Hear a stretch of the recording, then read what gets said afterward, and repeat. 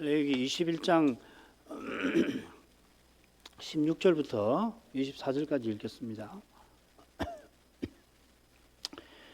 여호와께서 모세에게 일러 가라사대 아론에게 고하여 이르라.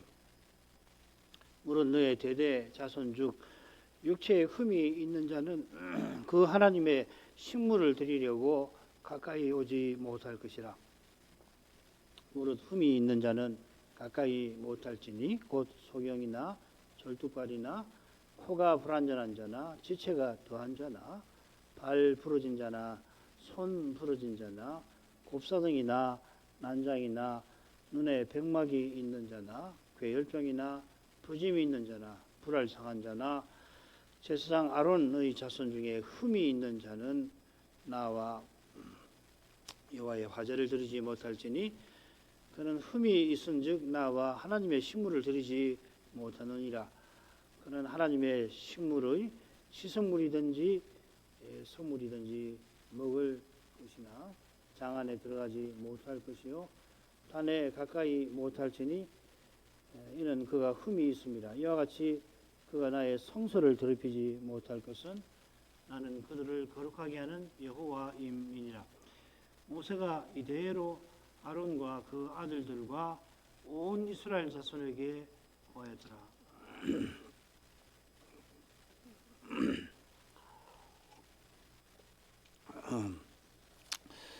제사장 성결법은 제사장이 여호와께 화제 드리는 사람으로서 여호와께서 주시는 음식을 먹는 이 문제를 둘째 부분에서 방금 읽은 대목에서 다룹니다. 음식 성결법도 이 제사장 성결법과 더불어서 음식의 주제를 담아내는데 거기서는 일반 백성이 여호와께서 주시는 음식을 먹는 문제를 특별히 다뤘죠.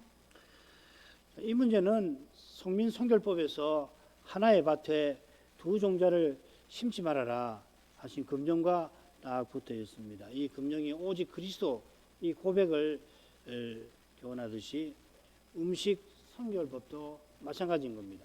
하나의 밭에 두 종자를 심지 말라는 것이 오직 그리스도를 통해서 여호와께 나아가는 그 진리를 담는다면은 음식 성결법은 오직 그리스도의 생명을 살아내는 그 거룩한 백성의 사명을 이루는 길인데 그 진리를 교훈합니다. 이 두 진리는 하나님의 구원이라고 하는 동전의 양면과 같아 할 것입니다.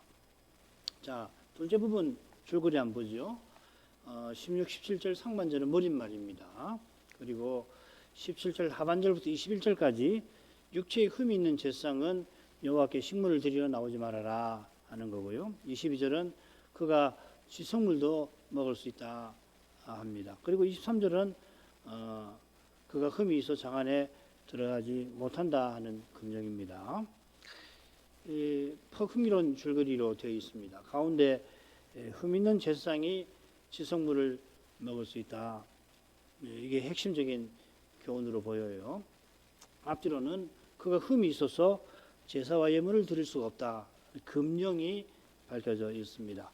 자, 우선 머릿말 한번 보고 본론으로 들어가시지요. 여호와께서 모세에게 일러 가라사대 아론에게 고하여 이르라. 이제 이어 나오는 금령을 보면은 그 내용을 보면 단연 모세는 이 대제사장 아론에게 그걸 전해야 하겠죠. 제사장에 관한 문제니까요. 자, 그러면 첫 부분으로 가죠. 물은 너의 대대 자손 중 육체에 흠이 있는 자는 그 하나님의 식물을 드리려고 가까이 오지 못할 것이라. 무릇 흠이 있는 자는 가까이 못할지니 곧 소경이나 절뚝발이나 코가 불완전한 자나 지체가 더한 자나 발 부러진 자나 손 부러진 자나 곱사등이나 난장이나 눈에 백막이 있는 자나 괴혈병이나 부짐이 있는 자나 불알 상한 자나 제사장 아론의 자손 중에 흠이 있는 자는 나와 여호와께 여호와의 화제를 드리지 못할지니 그는 흠이 있은즉 나와 하나님의 식물을 드리지 못하느니라. 17절, 18절 상반절 그리고 끝에 21절 똑같이 아론 자손 중에 육체에 흠이 있는 자는 그 하나님의 식물을 드리지 못한다. 들어서 안 된다는 금령이 나오죠. 그리고 가운데 18절 하반절부터 20절까지 그 흠이 뭔지가 열거가 되어 있습니다. 상세하죠. 우리 초등학생, 중학생 있는데 몇 가지인지 한번 세어보세요. 숫자가 아주 흥미롭습니다. 물은 너의 대대 자손 중 하면서 엄격한 어조로 이 규례가 시작되죠. 제사를 드리지 말아라. 18절에도 무릇, 이 모든이란 말입니다. 앞에는 무릇이라는 말이 없지만 뒤는 모든이란 말이고 앞에서는 각 사람이라 할 때 영어로 하면 each 이를 썼습니다. 우선 모든 흠 있는 자라 하면서 역시 엄격한 어조가 이어지고 있습니다. 17절에 보면 육체의 흠이라고 되어 있고 18절에는 그냥 흠이라 그 이하에는 다 흠이라고만 되어 있죠. 이 흠이라는 낱말이 이 둘째 부분에 5번 나옵니다. 흥미롭게도 이 낱말이 또 어디 나오냐면 넷째 부분 22장 후반부에 3번 더 나와요. 여기서 그러니까 넷째 부분에서는 희생 중에 희생은 제사 드리는 짐승을 가리키는 거죠.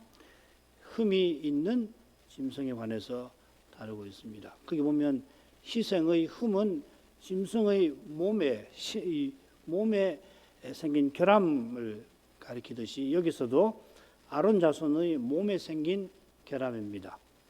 우리말의 이 흠이라는 이 표현을 보면 사전을 보면 사람에게 쓸 때에는 이 도덕적 결함, 흠결을 자주 가리키는 까닭에 우리 한글 개역 성경을 번역하신 분들이 이 뜻을 살려서 육체의 흠이라 하고 이렇게 육체라는 말을 넣어서 새긴 것 같습니다. 번역을 참 신중하게 잘했죠. 얼른 봐서 이 부분과 레위기 22장의 둘째 부분이 같은 주제를 다루는 것 같으면서도 좀 다릅니다. 희생 짐승의 몸에 생긴 결함과 아론 자신의 몸에 생긴 결함이 똑같을 수는 없을 겁니다. 자, 이것이 흠 있는 자가 제사 드리지 못하게 하신 규례를 살피는데도 중요할 겁니다. 가운데 열거된 신체적 흠이 있는 이는 제사를 드리지 말아라. 그 이유는 조금 아래서 거듭 우리가 생각해 볼 겁니다. 아무든지 이 규례는 분명한 내용을 지시합니다. 흠 있는 이는 예물과 제사를 드리지 말아야 한다 하는 겁니다. 가까이 온다, 또 가까이 못한다. 이 못이라는 말은 부정어니까 빼면 가까이 한다 하는 표현이 다 예물을 가지고 여호와께 가까이 여호와를 가까이 하는 그걸 표시를 하지요. 이는 제사의 본질을 담은 표현입니다. 가까이 하다. 이 제사라는 말도 제물이란 말도 코르반 가까이 가져가는 것 이 말이죠. 흥미롭게 여기 이 제사를 그 하나님의 식물이라고 했어요. 그의 하나님.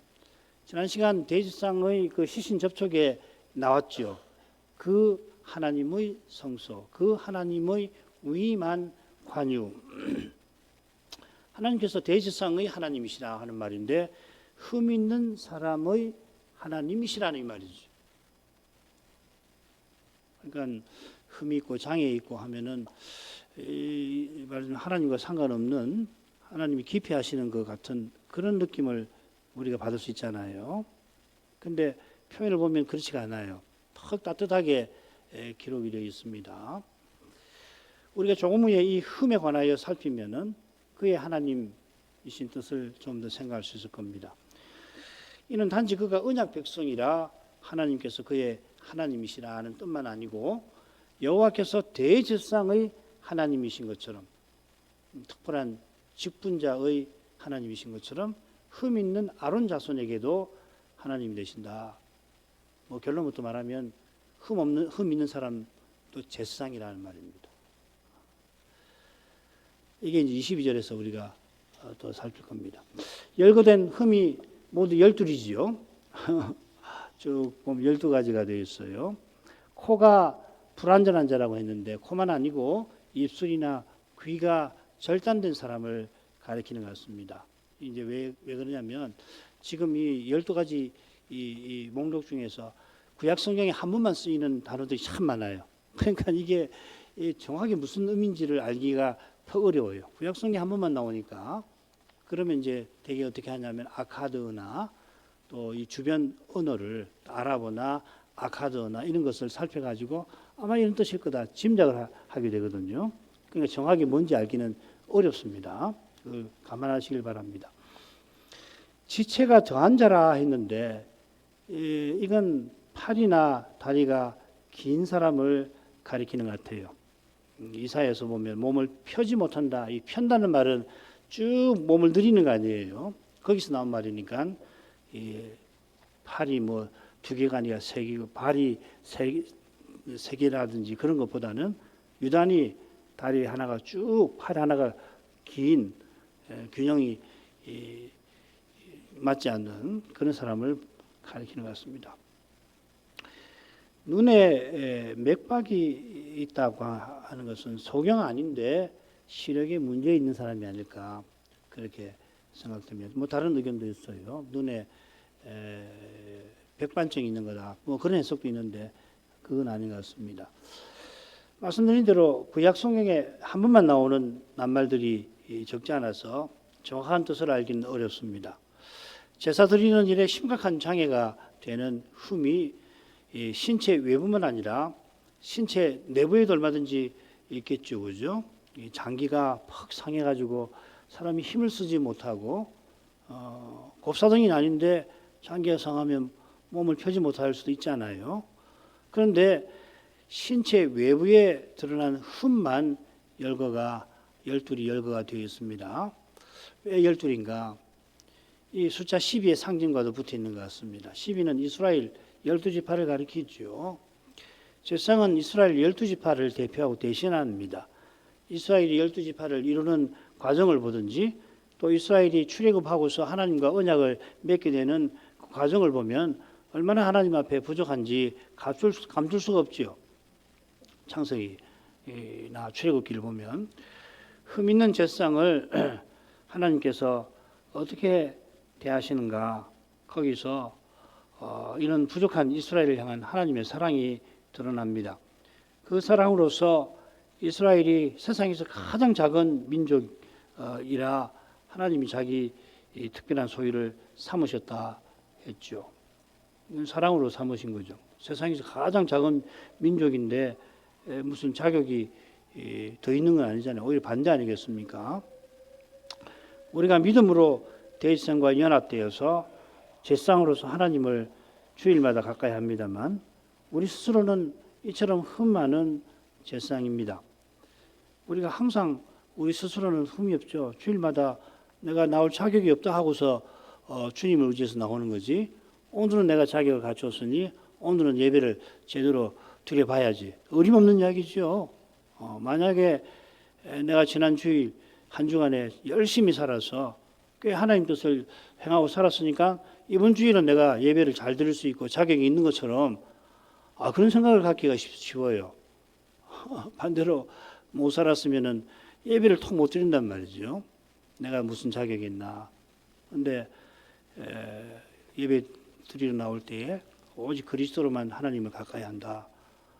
잘했어도 뭐 잘한 일이 있어도 하나님 은혜로 잘한 거고 잘한 거기서도 흠이 많이 드러나는데 그걸 회개하면서 또 하나님 뜻대로 산 것은 감사하면서 그렇게 나가야 되는 거 아닙니까? 그러니까 흠이 12가지가 있는데 대개가 예배드리는 제사드리는 일에 장애나 방해가 되는 것입니다. 제일 먼저 소경이 나오는데 앞을 못 보는 사람이 제사를 드리는 것은 거의 불가능한 일일 것입니다. 제사 드리는 일만 아니라 성소에 들어가서 섬기는 일, 거기 불을 밝히고 그 다음에 향을 피워야 되는데 역시 그렇죠. 이 제사와 봉사는 성소를 거룩하게 지키는 일과 더불어서 제사장의 두 직무이지요. 두 직무는 거룩하신 하나님을 가까이 하는 일이라 거룩하심을 침해할 위험이 늘 따릅니다. 대제사장이 대속죄일에 얼마나 두려워하며 지내는지 유대계 문헌을 제가 읽어본 적이 있는데 그날만 아니고 대속죄일을 준비하는 과정에서 대제사장이 얼마나 그 신경을 많이 써야 되는지 잘 나와 있습니다. 자칫하면은 대제사장은 죽임을 당합니다. 제사장도 직무에 비슷한 위험이 있죠. 흠 있는 이들이 가까이 못하게, 제사 드리지 못하게 하신 것은 이런 죽음의 위험에서 그들을 건져주시는 겁니다. 이게 여호와께서 이 성소에 거룩한 등급을 두신 목적 아니에요. 거룩한 등급, 지성소는 제사장만 1년에 한 번, 성소는 제사장만, 그리고 성전 성막들은 레위인이, 그리고 일반 백성은 제사 드릴 때만, 이렇게 등급을 딱딱 두셨잖아요. 그건 죄인이 하나님의 거룩하심을 침해하지 않고서 거룩하신 하나님께 마침내 이르게 하시는 방도 아니에요. 그죠?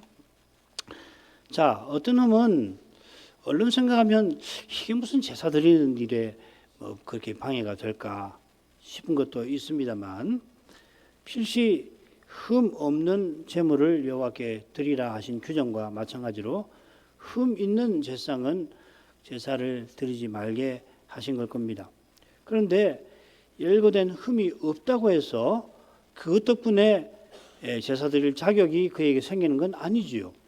아론 가문에서 태어난 그 자체가 제사 드릴 자격을 자동으로 주는 것 아닙니다. 하나님이 이스라엘 중에서 장자 대신에 아론 가문을 제사직분에 세우신 겁니다. 마찬가지로 여호와께서 흠 있는 사람은 아론의 가문에 낳지만 제사는 드리지 말라 막으신 겁니다. 우리 주님께서 흠을 지니고 태어난 것이 이 사람이나 그 부모가 죄를 범한 것이 아니라 그에게서 하나님이 하시는 일을 나타내고자 하심이니라 교훈하신 것처럼 하나님께서 오실 메시아를 바라보도록 하시려고 이런 규정을 내신 겁니다. 자, 이런 점에서 열거된 흠들이 부정의 상태가 아니라는 사실에 주목할 만합니다. 괴열병, 버짐이 문둥병 종류 비슷한 것 같습니다만은 첫째로 여기 이 괴열병이나 버짐이라는 낱말이 문둥병 정결법에 나오지를 않습니다. 둘째로 만일에 이게 문둥병의 종류라고 한다면 그러면 이런 흠 있는 사람은 성막은 물론이고 진에도 머무를 수 없고 진 바깥으로 나가야 되겠죠, 그죠? 그러니까 이거는 이 문둥병 증세가 아니라는 걸 알 수 있습니다. 게다가 이 부정의 상태가 반드시 죄는 아니지요. 부정한 상태, 부정의 상태는 사람이 육신이 된, 타락해서 육신이 된 범죄하여 하나님을 떠나서 죽은 상태를 상징하는 겁니다. 달리 표현하면 아담이 타락하여 인생이 육신이 된 상태를 가장 잘 보여주는, 상징적으로 보여주는 그런 상태를 하나님이 부정한 상태로 정하셨죠. 그걸 네 가지로 레위기 11장부터 15장까지. 그렇다면 여기 열거된 흠은 더더욱 그 자체로 더욱 죄가 아니지요. 신체적으로 건강하게 태어났다고 의로운 게 결코 아니듯이 아주 천하장사같이 태어났으면 가장 의로운 것이 아니잖아요. 병이나 장애가 있다고 다른 사람보다 죄인인 건 아닙니다만은, 근데 이런 생각이 사람들의 관념엔 자연스럽게 생겨요. 왜 생기는지 한번 생각을 해볼 필요가 있어요. 아무튼지 성결법은 듣지 못하는 사람을 저주하거나 보지 못하는 사람 앞에 장애물을 놓지 말라고 경고하였죠. 이런 법은 하나님이 고아의 아버지가 되어주신 것처럼 신체적으로 불우한 사람을 특별히 돌보신 데서 나온 겁니다. 이런 하나님의 사랑에 비추어서 이 부분의 긍정을 우리가 살필 필요가 있습니다. 이 사랑이 이 둘째 부분에 환히 드러납니다. 22절 그는 하나님의 식물의 지성물이든지 성물이든지 먹을 것이나. 흠 있는 이는 하나님의 식물을 드리지는 못하나 하나님의 식물을 먹습니다. 이렇게 되어 있죠, 그죠? 자기 하나님의 식물을 드리지 못하나 자기 하나님의 식물을 먹습니다.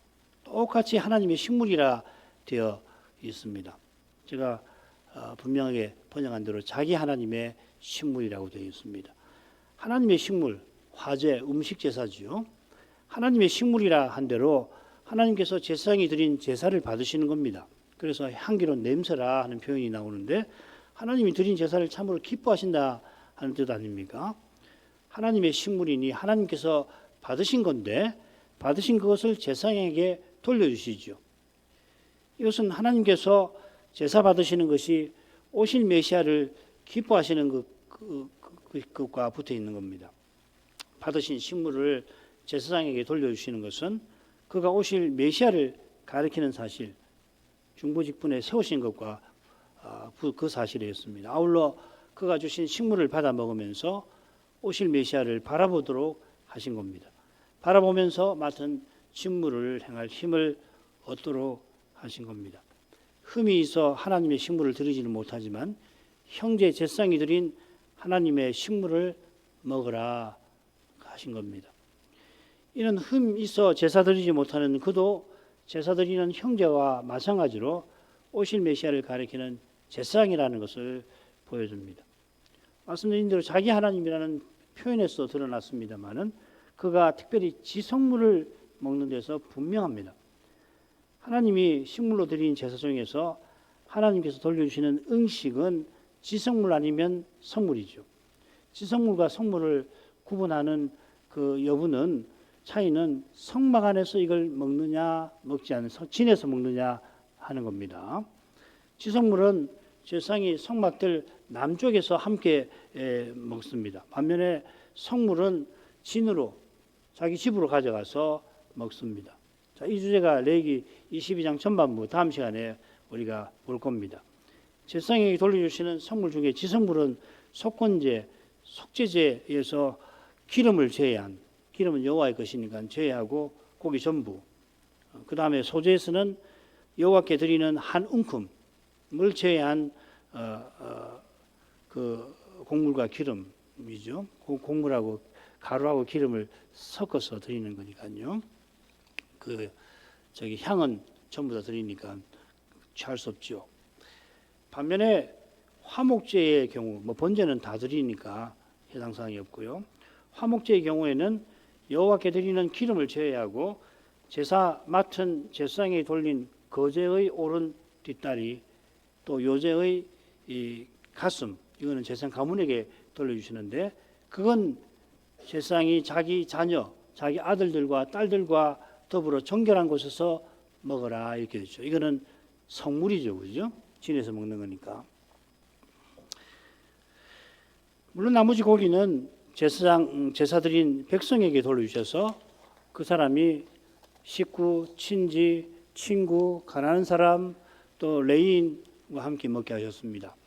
흠 있는 이가 지성물을 먹는다 하는 것은 그가 성막들 우편에 나아가서 형제들과 함께 한다는 말입니다. 그러니까 소경이인 눈을 보지 못하면 형제가 데리고 갔겠죠, 그죠? 자, 발이 불편하면은 부축해서 데려갔겠죠. 이 자리에 레위인은 함께하지 못합니다. 제사장만 먹습니다. 흠이 있어 제사 드리지 못해도 이 사람은 제사장인 겁니다.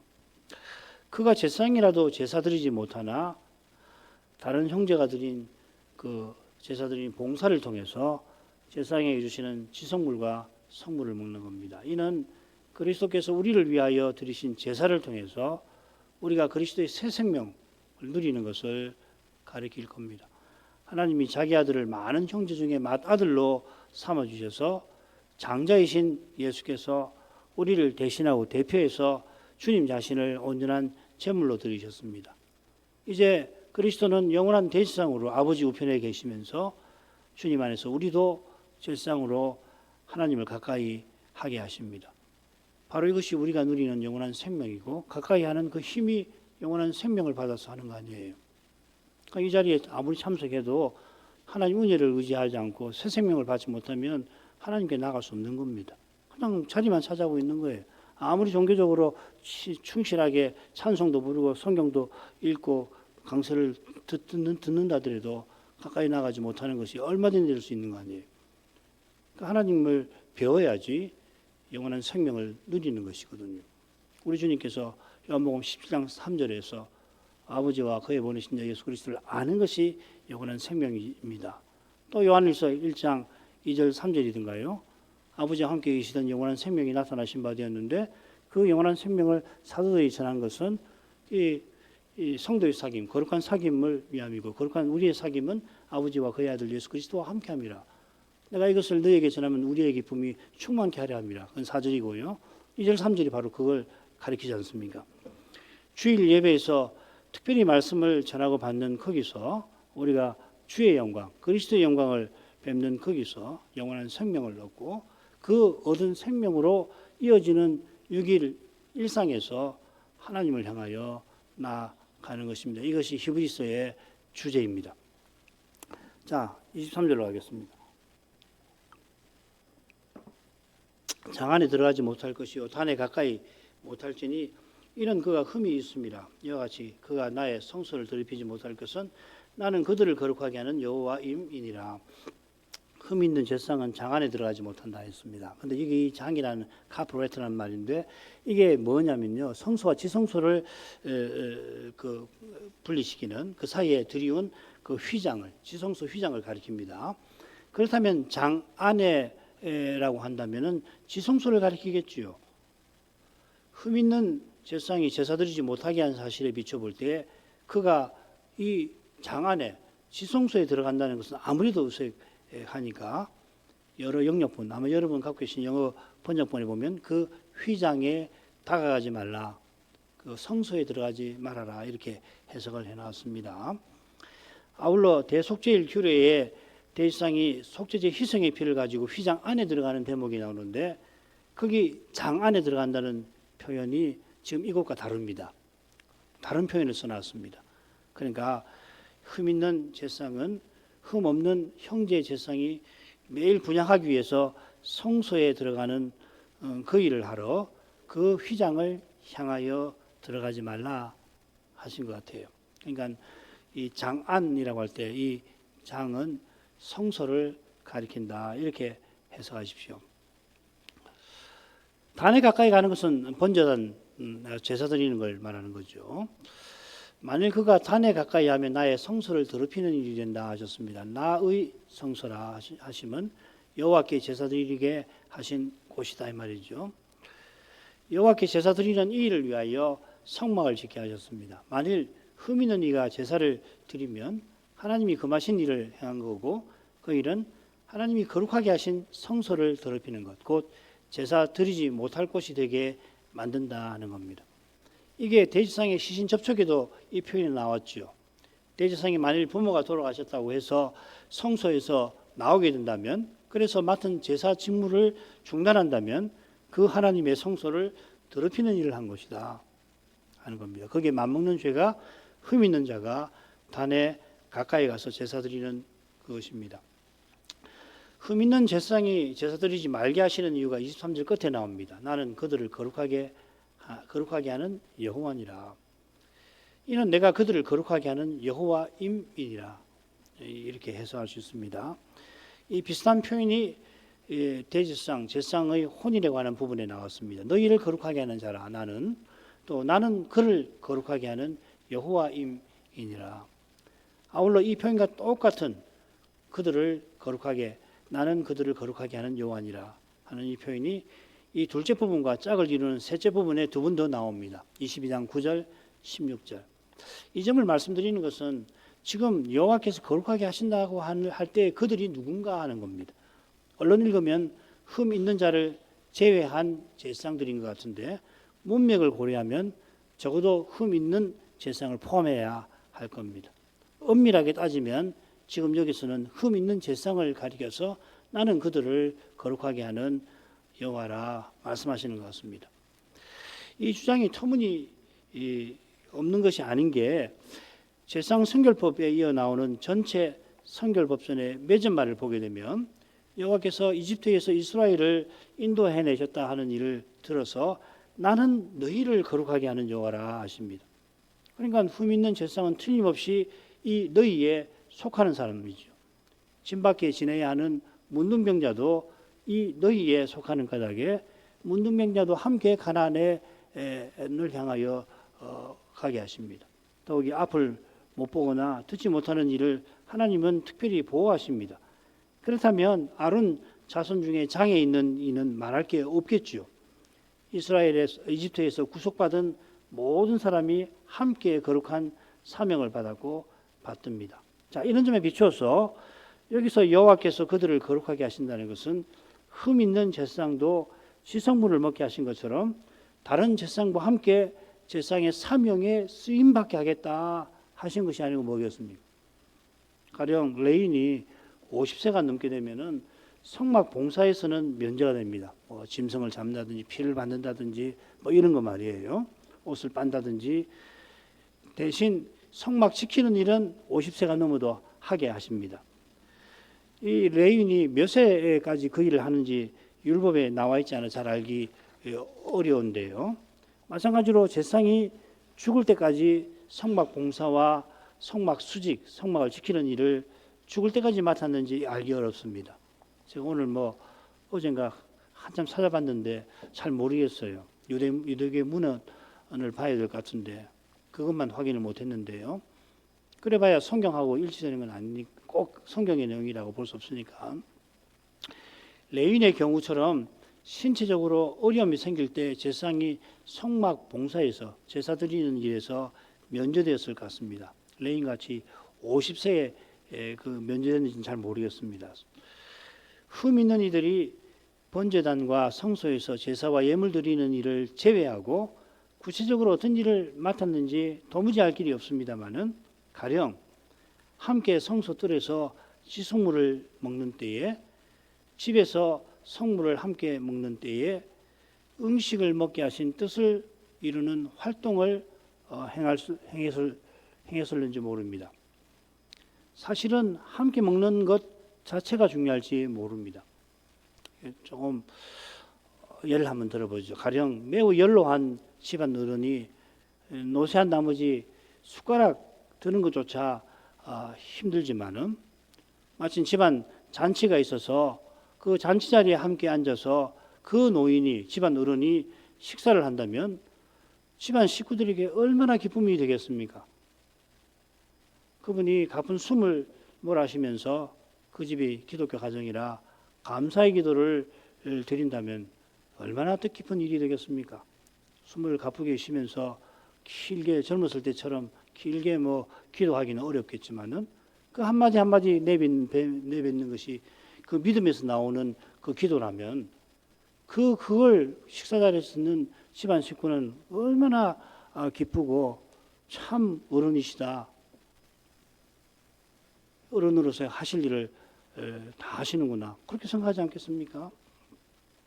사람의 도리를 알고 믿음의 도리를 깨닫는 분이라면 그분이 식탁에서 식구들의 도움을 일일이 받아야 하는 사실을 결코 멸시하거나 하지 않고 이 어른이 우리와 이렇게 함께 해주시는 것에 대해서 감사하겠죠. 여호와께서 흠 있는 제사장에게 지성물을 먹게 하신 데에서 거룩한 사랑을 드러내십니다. 얼마나 아름다운지 모르겠어요. 왜 율법을 우리는 엄격하게 생각하는가?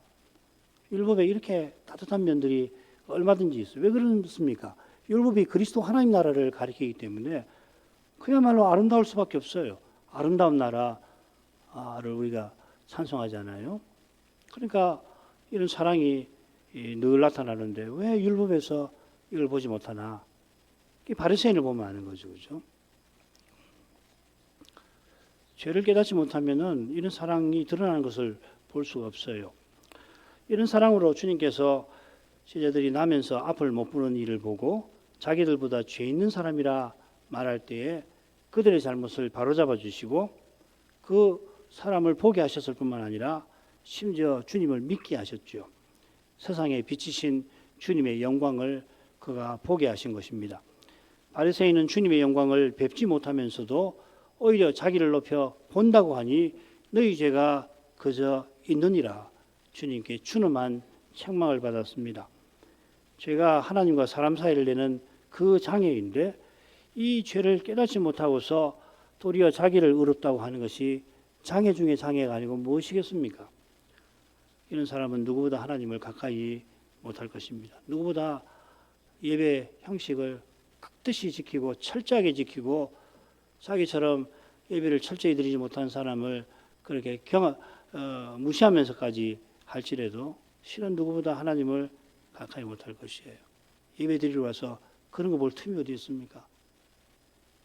하나님 앞에 와서 남 잘못하는 것을 감시할 그런 마음 어떻게 가질 수 있습니까? 내가 하나님 앞에 내 죄가 드러나서 나 같은 죄인이 오늘도 주님을 뵙게 하시는구나. 그런 생각을 가진 사람이 누구를 감시합니까? 안 되지요. 자, 24절로 가십시다. 모세가 이대로 아론과 그 아들들과 그 온 이스라엘 자손에게 구하였더라.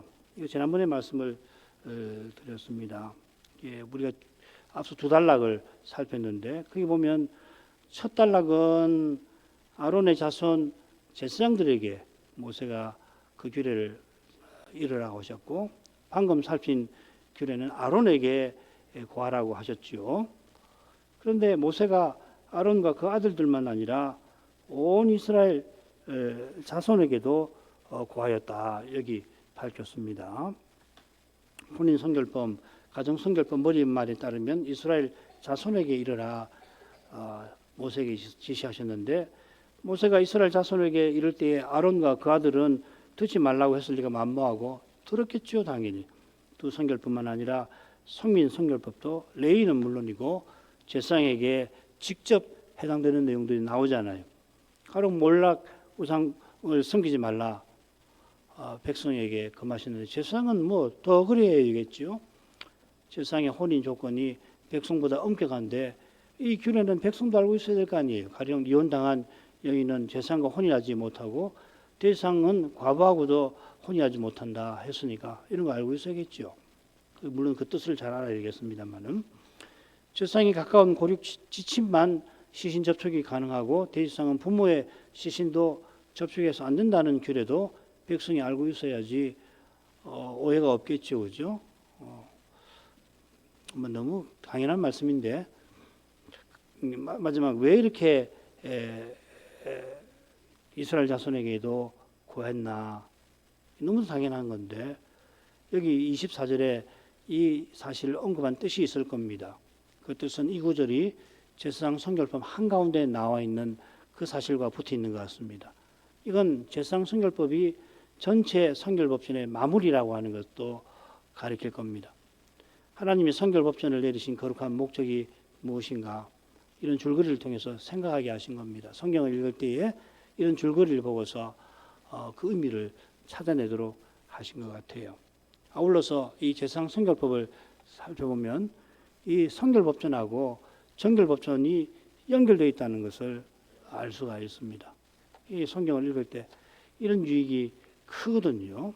그래서 하나님께서 이런 규례를 내신 뜻이 무엇일까? 자꾸 우리 생각이 깊어지게 하시는 겁니다. 거룩한 백성답게 살려면 제사장 나라답게 서나가야 한다.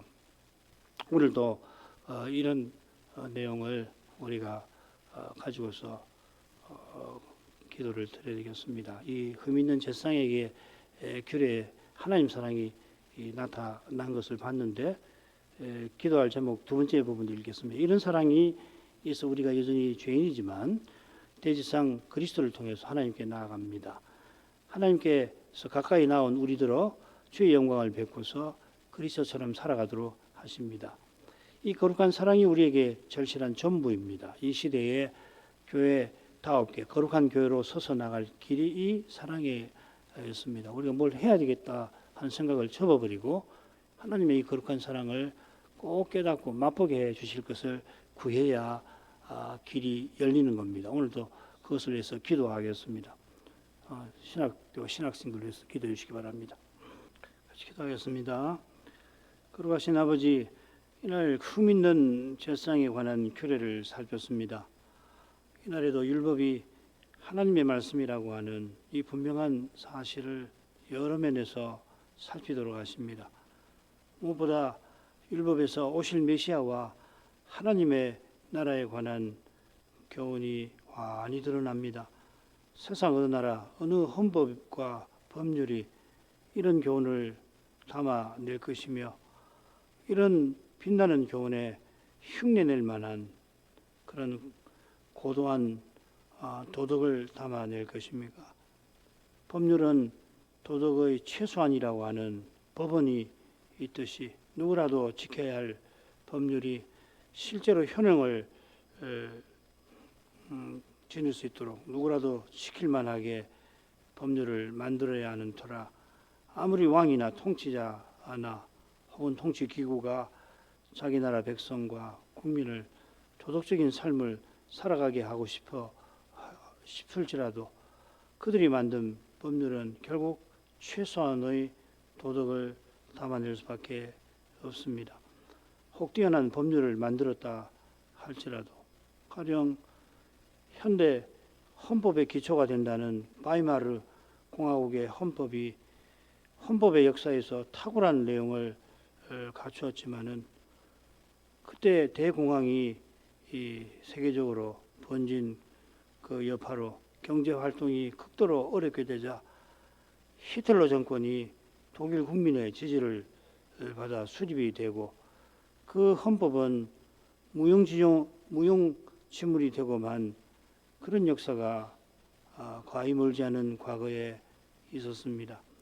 그런 역사 속에 수립된 히틀러 정권은 적그리스도의 시대를 연상시킬 만큼 두려운 모습을 드러내고 말았던 것처럼 이 세상 법률이 도덕적 측면에서도 매우 취약한 것이 드러납니다. 그러나 하나님의 율법은 영원한 나라를 우리 앞에 보여줄 뿐 아니라 무엇보다 그 나라를 세우시는 왕과 그 왕께서 그 나라를 세워가시는 거룩한 방도와 길을 담아내고 있습니다.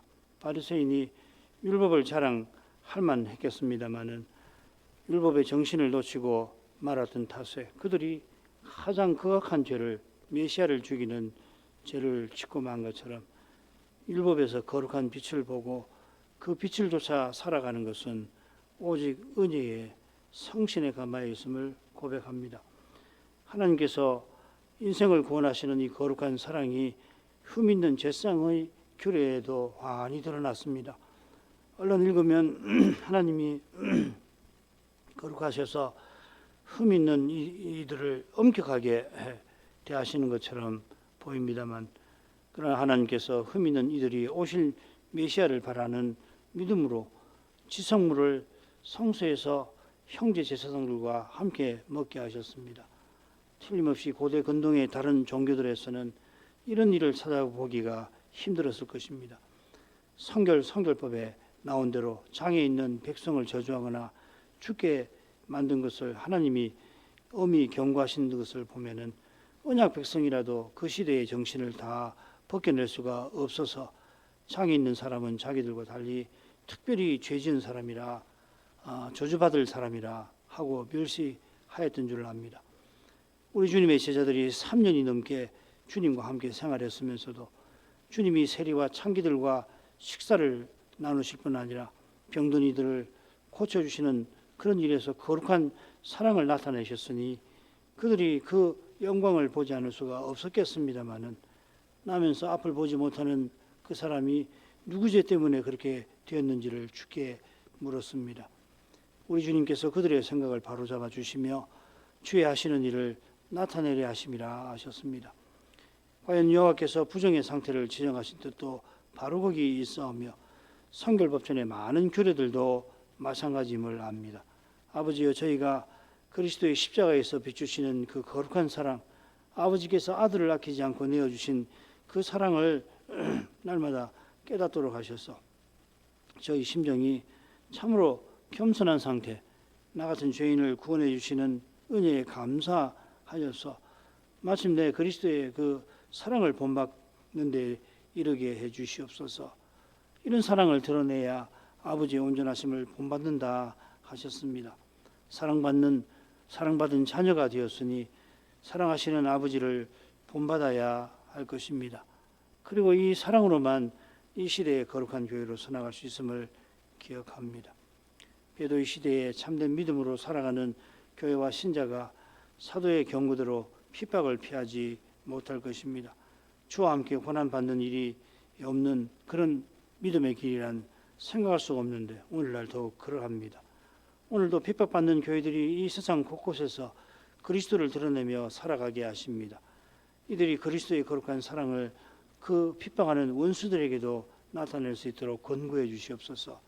거기서 우리 주님이 함께해 주시는 그 신비한 실제를 맛보게 하셔서 거기서 큰 힘을 얻게 하여 주옵소서. 사도가 자기를 저주하는 동족의 구원을 위하여 자기가 기꺼이 저주받고자 한 그런 심정이 있어 모든 고난을 이기고서 주신 사명을 다 이루어나간 줄 믿습니다. 사도의 이 믿음, 이 심정을 우리에게도 내려 주시옵소서. 예수님 이름으로 기도합니다. 아멘.